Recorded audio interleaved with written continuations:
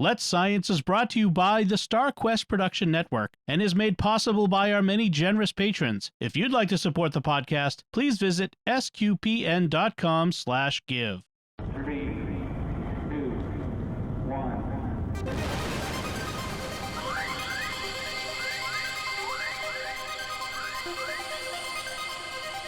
We live in a universe of scientific wonders. Every day, scientists are inching towards breakthroughs which can change our lives. We're playing our small part in sharing these wonders with you. That's why today is a fine day for science. So let's science. Caroline, so you're going to be talking to us about did I get it right, the Chang'e mission to collect some moon rocks? Yes. And they have been brought back to Earth. So over to you, Caroline. Yeah, so we know that China loves space as well as America and most countries around the world. So they've got some really cool missions going on at the moment as well. What I want to talk about is the China's Chang'e 5 lunar exploration mission, which they had recently completed. So what's happened there is they've found some younger rocks on the lunar surface, on the moon's surface, than we thought was possible. But let me give you a bit of a background before I start talking about that. So the Chang'e 5 lunar mission is the fifth lunar exploration mission of the Chinese lunar exploration program. It is China's first lunar sample return mission, and it's actually the third lunar sample return mission by a country in the world. So that's pretty good achievement. Yeah. Previously, there were the Apollo missions by the United States and the Soviet Union's lunar mission as well. So let me give you a bit of a background here. The Chang'e 5 mission launched on November 23rd, 2020 from Wenchang spacecraft launch site and on Hainan Island.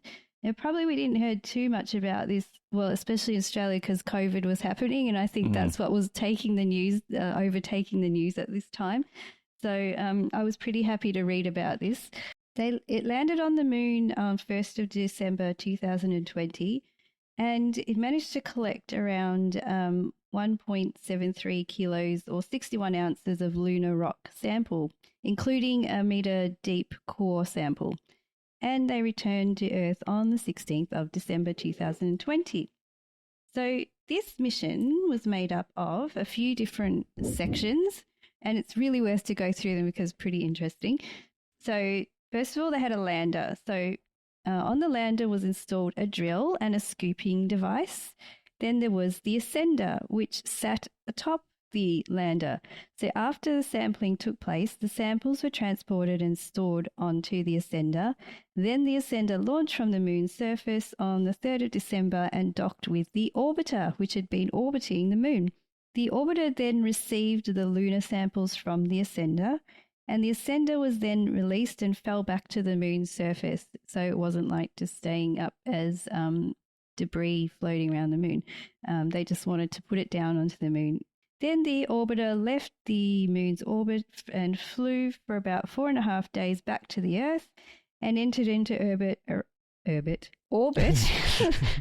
around the Earth and then released the returner.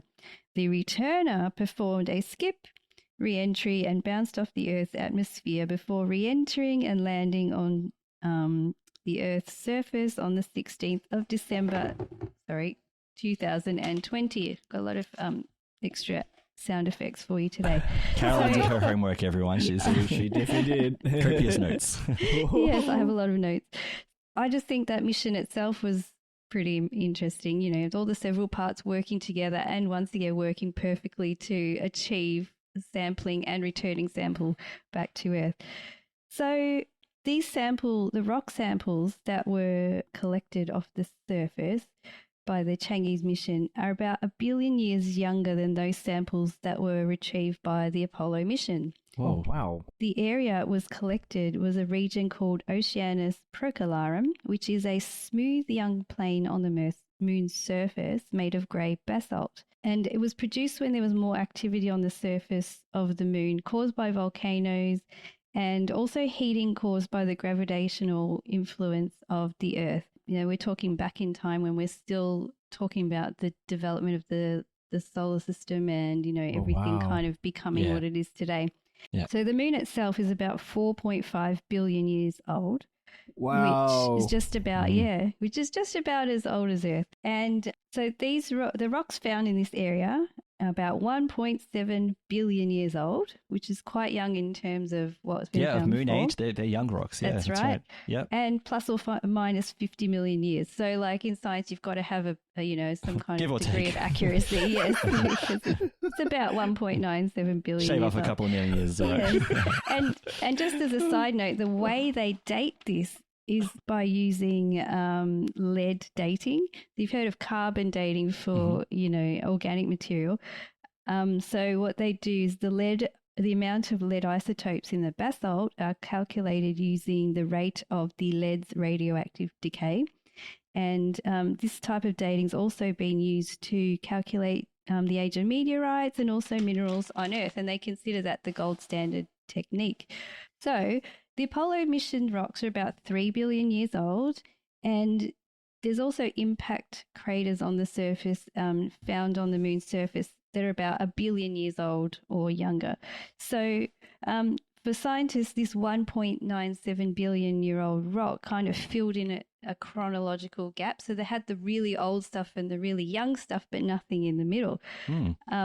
And really, this kind of is now helping them to develop a tool, scientists, that is, to develop a tool to kind of create craters on other planetary surfaces. So the great thing about our moon is that there aren't any processes currently that cause craters to be erased, and so they're pretty well preserved. Okay, cool. And it allowed scientists to be able to estimate the age of different regions of the moon based partly on how many craters are in each region. So as a general rule, the more craters an area has on it, the older it is, because the craters have been hitting and nothing's kind of blown it away or covered it or anything. To verify, they wanted it to a process to verify age. So the rock samples were a really good piece of evidence for them to use. So the method of aging the surface rock and estimating the age of craters on the moon can now be applied to other planets, like I mentioned.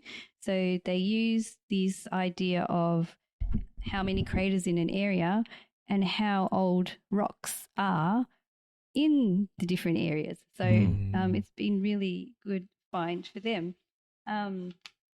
There's Professor Jolliffe, so he's one of the US-based scientists working in the area, says that using this model, they can say that surfaces with a certain density of craters can have a certain age.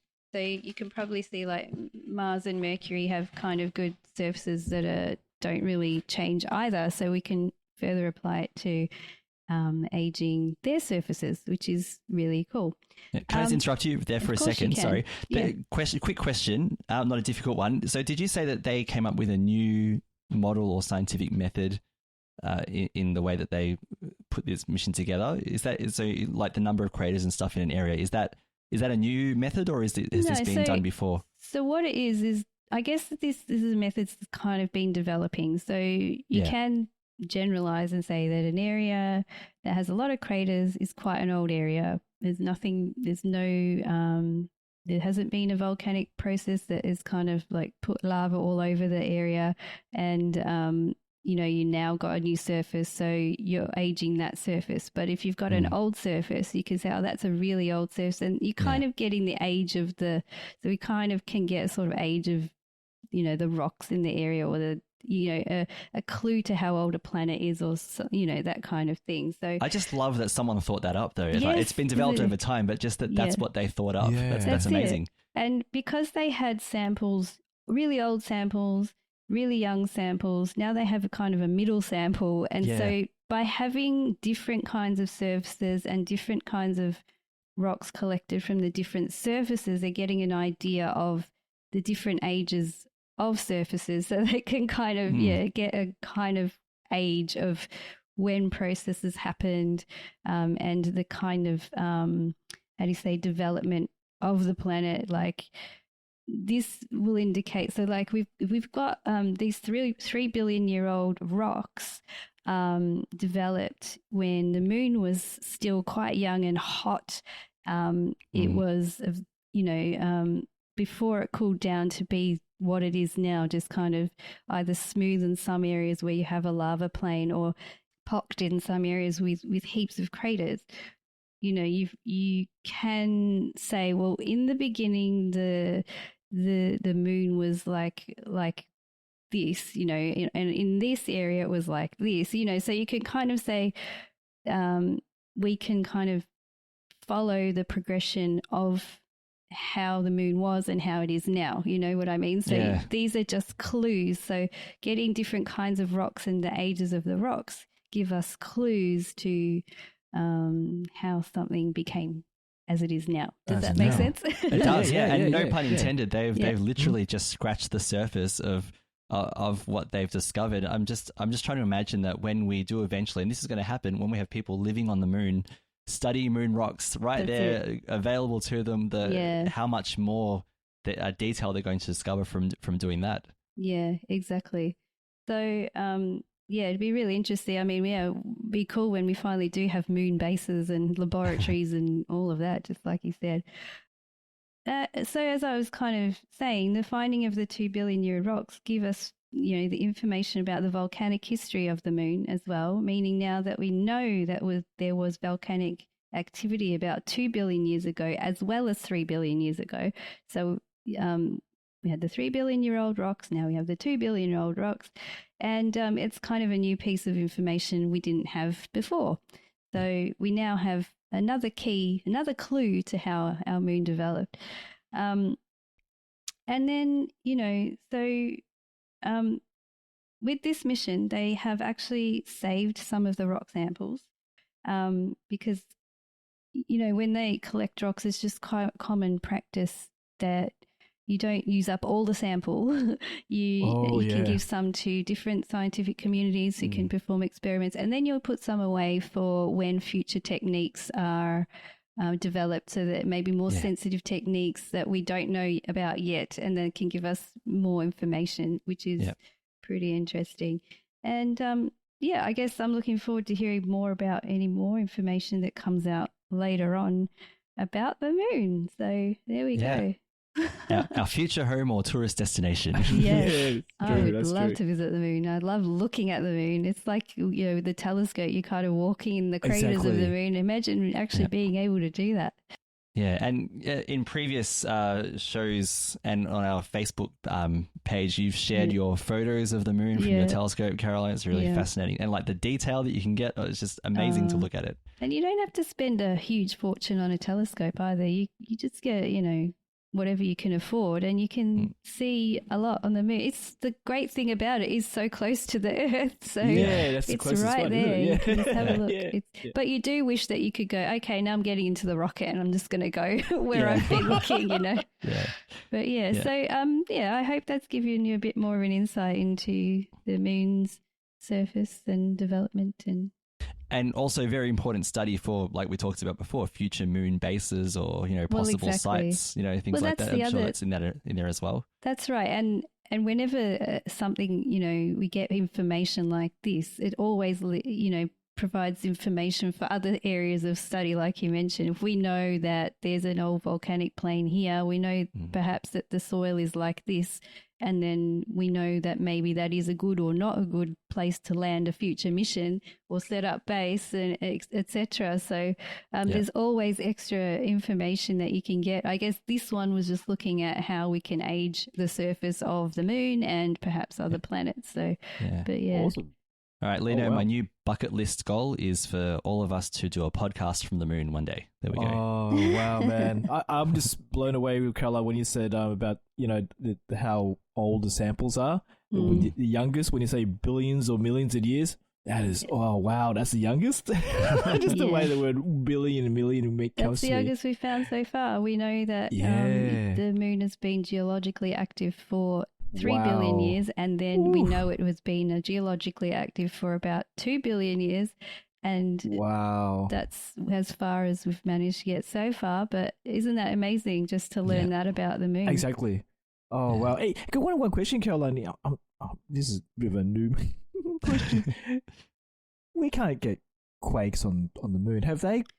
Yeah. Do we know that the moon is like made of the substances to make a quake? So it doesn't have tectonic plates like the Earth has, but the Apollo missions have detected moon quakes. So they have put seismometers on the moon and they felt like 3s and stuff like that. So they have, even on Mars, Mars doesn't have the same tectonic plates as Earth, but you do feel Mars quakes.